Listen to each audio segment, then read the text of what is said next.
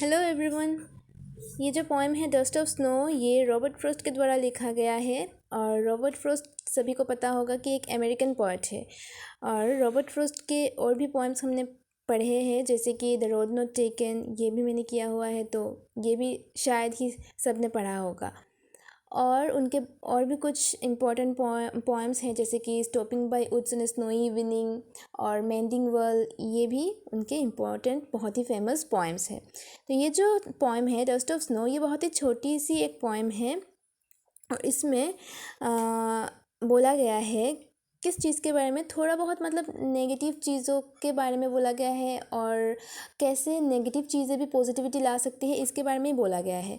कुछ एक सुपरस्टिशंस होती है ना हम लोगों में, कि अगर काली बिल्ली देख लिया तो उसने अगर रास्ता काट लिया तो कुछ बुरा ही होगा। ऐसा कभी कभार ना भी हो सकता है ना, क्योंकि ये जो मानते हैं उनको कुछ छोटा सा भी बुरा होगा तो उनको लगेगा कि शायद ही इस बिल्ली की वजह से हमारे साथ ऐसे कुछ बुरा हुआ है। क्योंकि अच्छा बुरा होना ये सब तो रोज़ ही होता रहता है, हमेशा तो किसी के साथ हमेशा अच्छा नहीं होगा ना।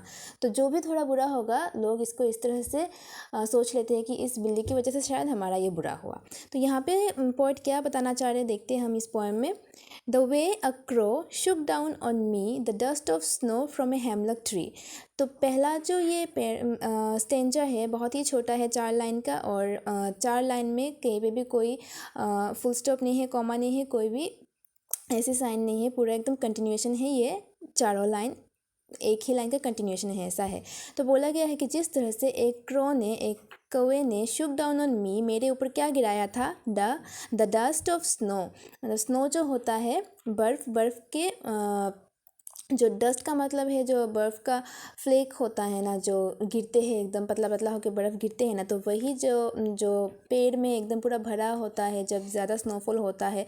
तो उस पेड़ में एक हेमलक ट्री था। हेमलक ट्री एक ही पॉइजनस ट्री है, ये कोई बहुत ही सुंदर ट्री नहीं है।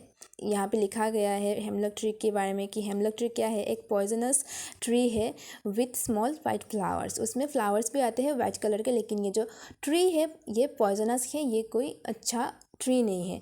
तो एक तो बोला गया है कि उस हेमलक ट्री मतलब पॉइजनस ट्री में स्नोफॉल हुआ है, स्नो पूरा भरा पड़ा हुआ है उस ट्री के लीफ में, पूरा ब्रांचेस में, और वहाँ पे शायद ही कोई कौवा आके बैठा हो उड़ के, या फिर उस ट्री से उड़ के जा रहा हो, और उसी टाइम में नीचे नीचे नीचे से शायद स्पीकर गुजर रहे हो। और ये जो स्पीकर पोएट खुद ही है शायद, और उनके ऊपर ऐसे कौवे के मूवमेंट की वजह से क्या हुआ, उस ट्री में से स्नोफॉल उनके ऊपर जाके गिरा। वो स्नो जितने भी थे, जो स्नो थे, वो उनके ऊपर जाके गिरा।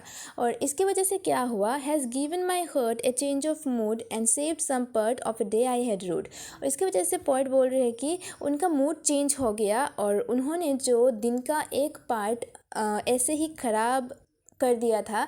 जैसे कि हमारा अगर मूड ऑफ होता है तो जितने टाइम तक मूड ऑफ रहता है हम कुछ भी अच्छे से कर नहीं पाते। तो उनको ऐसा लगा था कि मूड ऑफ होने की वजह से उनका दिन का आधा हिस्सा या फिर ज़्यादातर हिस्सा ही उनका ख़राब गया।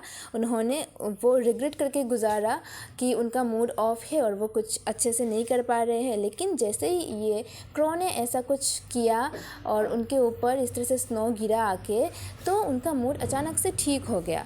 तो यहाँ पे इस चीज़ से किस तरह से पोएट नेगेटिविटी और पॉजिटिविटी को दिखा रहे हैं वो भी मैं बताती हूँ।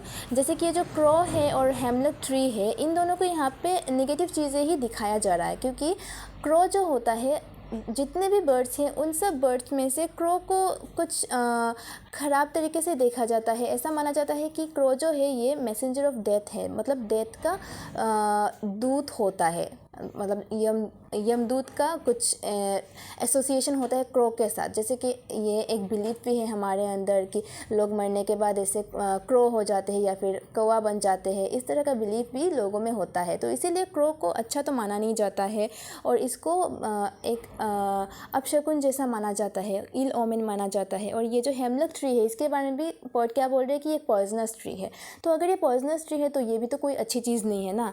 तो ये दोनों चीज़, जबकि ये दोनों चीज़ बुरी है, जिस तरह से काली बिल्ली हमारे लिए अपशगुन होती है, इल ओमेन होती है, तो इसी तरह से ये दोनों चीज़ भी बहुत ही बुरे यहाँ पे दिखाया जा रहा है। लेकिन ये दोनों चीज़ों की वजह से। पोएट का क्या हुआ, कुछ बुरा हुआ क्या? कुछ बुरा नहीं हुआ ना। उनका उल्टा क्या हो गया, उनका तो मूड पहले से ही ख़राब था और इन दोनों चीज़ों की वजह से ये जो नेचुरल चीज़ है, ये जो ट्री है, ये भी एक नेचर का ही कुछ दान है। और भले ही ये पॉइजनस हो, ये मतलब लोग सोचते हैं कि ये एक पॉइजनस ट्री है, लेकिन इसकी वजह से भी हमारे साथ कुछ अच्छा हो सकता है। और ये जो क्रो है, ये भी तो मतलब बर्ड, नेचर, ये सब ऐसी ही तो चीज़ है ना, कुछ आर्टिफिशियल तो नहीं है। इन सब की वजह से क्या हुआ, उनका मूड का चेंज हो गया और उन्हें लगा कि जो दिन का ज़्यादातर हिस्सा उन्होंने ऐसे ख़राब कर दिया था, ऐसे वेस्ट कर दिया था, वो क्या हो गया, अभी सेव हो गया। अभी उनका मूड ठीक हो गया, तो वो उनका जो बाकी हिस्सा बचा है दिन का, वो अच्छे से गुजार सकते हैं। तो इसी तरह से यहाँ पे रॉबर्ट फ्रॉस्ट ने दिखाया है कि कुछ कुछ बुरे चीज़ें जो बिलीव होते हैं कि ये बुरे चीज़ है, ये इल ओमेन है, ये अच्छा नहीं है, अपशकुन है, ये चीज़ भी कभी कभार किसी के लाइफ में खुशियाँ ला सकती है, कभी कभार किसी के लाइफ में पॉजिटिविटी ला सकती है। जैसे कि ये पोएट या फिर जो स्पीकर है, वो पहले से ही नेगेटिव थे, पहले से ही उनका मूड ऑफ था, लेकिन इन दोनों चीज़ों की वजह से उनका मूड ठीक हो गया और उनका दिन का जो बाकी टाइम बचा था, वो उनको लगा कि वो सेव हो गया। अभी वो खुशी खुशी वो दिन का बाकी टाइम गुजार सकते हैं। तो यही है, ये जो पोएम बहुत ही छोटा सा है, लेकिन बहुत ही ज़्यादा मतलब मॉरल अगर हम देखें इसका, बहुत ही अच्छा है इसका मॉरल। बहुत ही एक ऐसा एक इशू यहाँ पे दिखाया है पोएट ने कि किस तरह से हम जिस चीज़ों को इस तरह से बिलीव करते, सुपरस्टिशंस में रहते हैं कि ये चीज़ें अच्छे नहीं है, ये चीज़ भी हमारे लिए अच्छे कभी कभार कर सकते हैं। ये सब हमारे सोच में है। अगर हम इसको बुरा सोचेंगे तो कुछ भी थोड़ा बहुत बुरा भी हमारे साथ होगा, तो हम इसको रीज़न में ऐसे सोचेंगे कि इसी की वजह से ऐसा हुआ है। और अगर हम ऐसे नहीं सोचेंगे तो हमें कोई फ़र्क नहीं पड़ेगा, हमें लगेगा कि ये तो होता ही रहता है, अच्छा बुरा तो लाइफ में रोज़ कुछ ना कुछ होगा ही। तो ये सब हमारे थॉट प्रोसेस का ही कुछ हिस्सा है और ये हमारे थिंकिंग में ये सब है। तो यही था पोएम पूरा। Thank you.